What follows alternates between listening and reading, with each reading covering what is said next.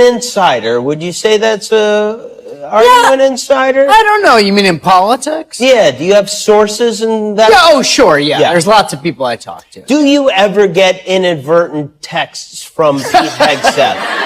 I think every journalist in the world was like, why was that not me? I mean, of all the people, for it to fall into the lap of Jeffrey Goldberg.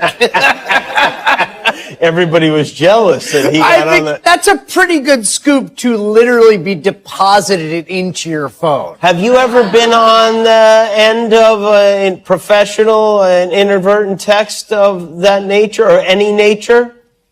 No, I mean, I certainly know. I do think that's, well, I think one of the things we subsequently learned is that there's like a lot of signal chatting happening. Yeah.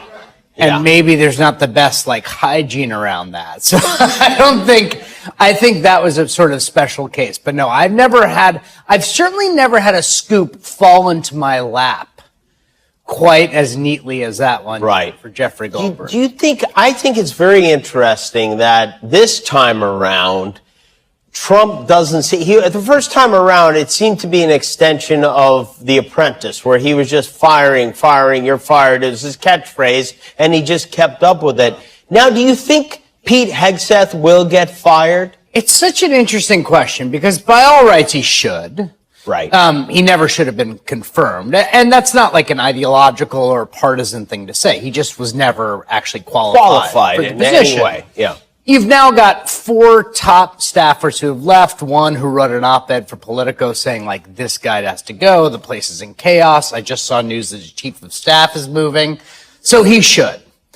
But the thing that Trump learned from the first term is, if no one inside the tent ever starts criticizing, you could kind of hold together this kind of 42% together, and then everything just sort of goes away if you stick it out long enough. That's true. And it's a pretty profound insight. So you've got one Republican member of Congress, Don Bacon from Nebraska, who's on the record saying the guy's got to be fired. But I think they've kind of learned this very perverse lesson, which is if no one else starts coming out, if you keep everyone together, you can kind of get through anything.